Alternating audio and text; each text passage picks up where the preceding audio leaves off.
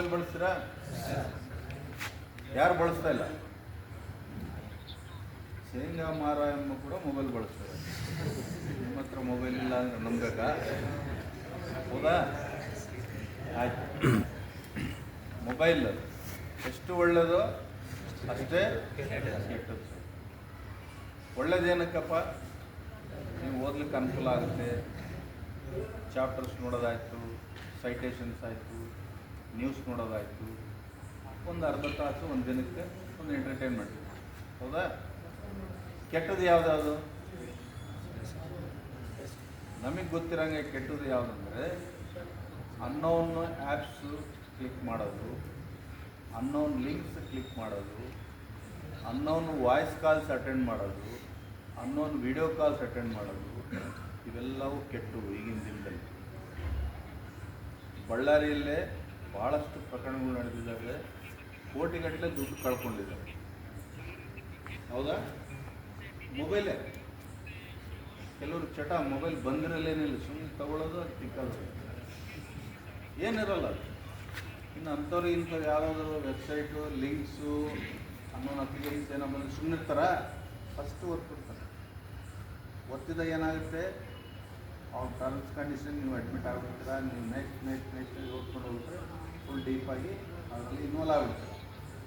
ಆಗೇನಾಗುತ್ತೆ, ನಿಮ್ಮ ಫೋನು ಅವನು hack ಮಾಡ್ಕೊಳ್ತಾನೆ. Hack ಮಾಡಿ ನಿಮ್ಮದೆಲ್ಲ ಡಾಟಾ, ಕಾಂಟ್ಯಾಕ್ಟ್ ನಂಬರ್ಸ್ ಎಲ್ಲ ಅವನ ಅಂಡರ್ನಲ್ಲಿ ಇರುತ್ತೆ. ಹೌದಾ? ಆಗ ನಿಮ್ಮನ್ನು ಅವನು ಆಟ ಆಡಿಸ್ತಾನೆ. ಅದು ಯಾವ ರೀತಿ ಅಂದರೆ, ಬಳ್ಳಾರಿಯಲ್ಲಿ ನಡೆದಿತ್ತು. ಒಂದು ಬಡ ಹುಡುಗ, ದುಡ್ಡಿನ ಭಾಳ ಅವಶ್ಯಕತೆ ಇದೆ, ಅವನಿಗೊಂದು ಫೋನ್ ಬರುತ್ತೆ.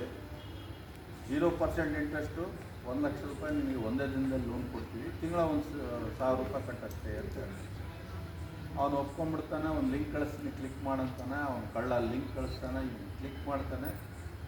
ಆಯ್ತು, ಎಲ್ಲ ಓಕೆ ಮಾಡ್ಕೊಂಡು ಹೋಗ್ತಾರೆ.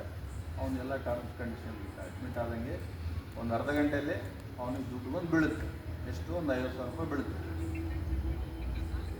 ಒಂದು ದಿನ ಆದಮೇಲೆ ಅವ್ನು ಕಳ್ಳ ಫೋನ್ ಮಾಡ್ತಾನೆ, ದುಡ್ಡು ಬಂತ ಅಂದರೆ ಲಕ್ಷ ಹೇಳಿದರೆ 50,000 ಬಂದಿದೆ. ಆಯಿತು, ಇನ್ನು ತಿರ್ಗಾ ಇಮ್ಮಿಡಿಯೇಟಾಗಿ 2 ಲಕ್ಷ ರೂಪಾಯಿ ಹಾಕಿ ನನಗೆ ಅಂತ. ಯಾಕೆ ಹಾಕಬೇಕು ಅಂತ ಹೇಳ್ತಾನೆ. ಕಂಡೀಷನ್ಸ್ ಓದಿಲ್ಲ ನೀನು, ಅದರಲ್ಲಿ ಇದಾವೆಲ್ಲ. ಅಲ್ಲ, ನೀವು ತಿಂಗಳ 1,000 ಕಟ್ಟಬೇಕು, 0% ಇಂಟ್ರೆಸ್ಟ್ ಅಂತ ಹೇಳಿರಲ್ಲ, ಅವೆಲ್ಲೇನೆಲ್ಲ ಕಂಡೀಷನ್ಸ್ ಓದಿಲ್ಲ ನೀನು. ಅದರಲ್ಲಿ ಅದೇ ಎಲ್ಲ ಇದ್ದಾವೆ. ನೀವು ಕೋರ್ಟ್ ಎಲ್ಲಿಗಾದರೂ ಹೋಗು, ನೀನು ಗೆಲ್ಲೋದಿಲ್ಲ, ನಾನೇ ಗೆಲ್ಲೋದು ಅಂತ ಹೇಳ್ತಾನೆ. ಅವನೇನು ಮಾಡ್ಬೇಕಾಗ ಯೋಚನೆ ಮಾಡ್ತಾ ಇರ್ತಾನೆ. ಅವನು ಮತ್ತೆ ಫೋನ್ ಮಾಡಿ ಪ್ರೆಷರ್ ಆಗ್ತಾನೆ, ಹಾಕು ದುಡ್ಡು ಅಂತೇಳಿ. ಈ ಹುಡುಗ ಏನು ಮಾಡ್ಬೇಕಂತ ಯೋಚನೆ ಮಾಡ್ತಾ ಇರ್ತಾನೆ. ನಂತರ ಅವನೊಂದು ಫೋಟೋ ಕಳಿಸ್ತಾನೆ ನಿಮಗೆ.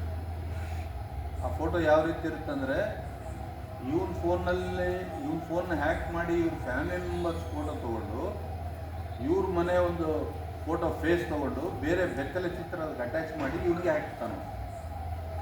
ಅವನು ಆ ಚಿತ್ರ ನೋಡಿಬಿಟ್ಟು ಇದಾಗ್ಬಿಡ್ತಾನೆ. ಅವನು ಏನು ಹಿಂಗೆ ಅಂತ, ಅದೇ ನೀನು ದುಡ್ಡು ಹಾಕಿಲ್ಲ ಅಂದರೆ ನಿನ್ನೆಲ್ಲ ಕಾಂಟ್ಯಾಕ್ಟ್, ನಿನ್ನೆಲ್ಲ ರಿಲೇಷನ್ಸಿಗೆ ನಾನು ಈಗ ಫಾರ್ವರ್ಡ್ ಮಾಡ್ತೀನಿ ಅಂತ.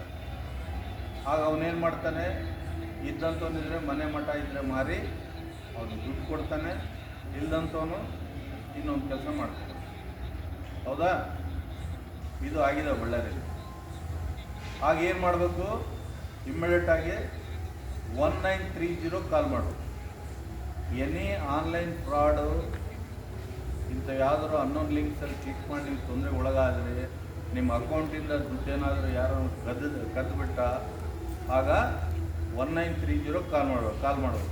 Cyber crime, same human voice ಬರುತ್ತೆ, ಕೇಸ್ ಲಿಸ್ಟ್ ಆಗುತ್ತೆ. ಇಲ್ಲ ಇಲ್ಲೇ ಲೋಕಲ್ ಇದ್ದರೆ ನಮ್ಮ SP ಆಫೀಸಲ್ಲಿ ಸೆನ್ ಪೊಲೀಸ್ ಸ್ಟೇಷನ್ ಅಂತಿದೆ, ನೀವು ಅಲ್ಲಿಗೆ ಹೋಗಿ ಕಂಪ್ಲೇಂಟ್ ಮಾಡ್ಬೋದು. ಆ ಕೇಸ್ ಲಿಸ್ಟ್ ಮಾಡ್ತಾರೆ, ಮುಂದಿನ ತನಿಖೆ ಮಾಡ್ತಾರೆ. ಇದು ಬಳ್ಳಾರಿಯಲ್ಲಿ ನಡೆದಿದ್ದಾವೆ ಭಾಳ. ಅದಕ್ಕೆ ಫೋನ್ ಒಳ್ಳೆಯದಕ್ಕೆ ಬಳಸಲಿ. ಅನಾವಶ್ಯಕವಾಗಿ ಯಾವ್ಯಾವ ಅನ್ನೋನು ಆ್ಯಪ್ಸು ಲಿಂಕ್ಸು ಇವೆಲ್ಲ ಯಾವ ಕ್ಲಿಕ್ ಮಾಡೋಕ್ಕೆ ಹೋಗಬೇಡ್ರಿ. ಈಗ ಮೊನ್ನೆ ಒಂದು ಕೇಳಿದ್ವಿ ನ್ಯೂಸು, ವಾಟ್ಸಪ್ಪಲ್ಲಿ ಬರೋದಲ್ಲದೆ ನಾರ್ಮಲ್ ಮೆಸೇಜಸ್ಸಲ್ಲಿ ಸಹಿತ ಲಿಂಕ್ ಬರ್ತಾಯಿದೆ. ನಾರ್ಮಲ್ ಮೆಸೇಜ್, ಅದರಲ್ಲಿ ಲಿಂಕ್ ಕ್ಲಿಕ್ ಮಾಡಿಬಿಟ್ರೆ ನೀವಲ್ಲಿ ಅಡ್ಮಿಟ್ ಆಗುತ್ತೆ. ಹೌದಾ? ಓಕೆ, ಏನೋ ಡೌಟ್ಸ್ ಇದೆಯಾ? ಹೇಳಿದರೆ ಭಾಳ ಇದೆ. ಬೆಳಗಿಂದವರೆಗೆ ಹೇಳ್ತೀನಿ ನಾನು, ನಿಮಗೆ ಹೊಟ್ಟೆ ಹಚ್ತಾ ಇದ್ದೇನೆ. ಸಾಮೂಹಿಕವಾಗಿ ನಮ್ಮ ಮಕ್ಕಳಿಗೆಲ್ಲ ನೀವು ನಿಜವಾಗ್ಲೂ ತುಂಬ ಹೃದಯ ಧನ್ಯವಾದಗಳನ್ನು. ಸಾರ್ವೆ ಜೋರ ಚಪ್ಪಾಳೆ ಹೊಡೆಯೋಣ.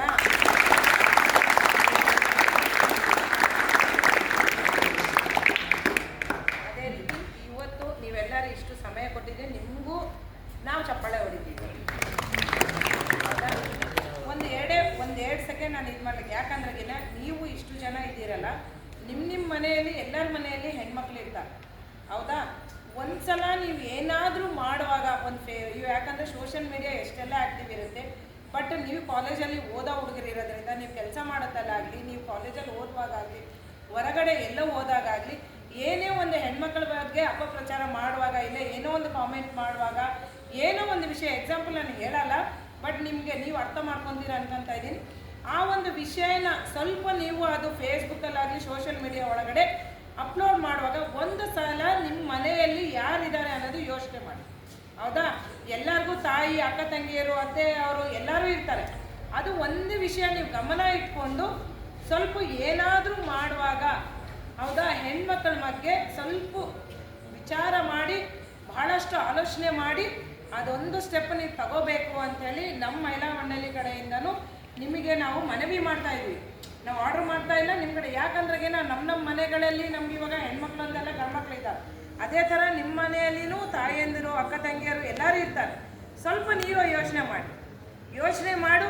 ಮಹಿಳೆಯರ ಬಗ್ಗೆ ಏನೇ ಒಂದು ಸೋಷಿಯಲ್ ಮೀಡಿಯಾದಲ್ಲಿ ಕಾಮೆಂಟ್ ಮಾಡುವಾಗ ಸ್ವಲ್ಪ ಯೋಚನೆ ಮಾಡಿ ಅಂತ ಹೇಳ್ತಾ ನಾನು ಮಾತನ್ನು ಮುಗಿಸ್ತೀನಿ. ಇವತ್ತು ಈ ಕಾರ್ಯಕ್ರಮ ಮಾಡಲಿಕ್ಕೆ ನಮ್ಮ ಸಾರವ್ರಿಗೂ ನಾನು ತುಂಬ ಹೃದಯದ, ನಿಮ್ಮ ವಾರ್ಡನ್ ಸಾರವ್ರಿಗೂ ಧನ್ಯವಾದವನ್ನು ಹೇಳುತ್ತಾ, ಇಷ್ಟೊತ್ತು ನೀವು ಕುಂದಿದ್ದಕ್ಕೂ ನಿಮಗೂ ಧನ್ಯವಾದವನ್ನು ಹೇಳುತ್ತಾ ಈ ಕಾರ್ಯಕ್ರಮವನ್ನು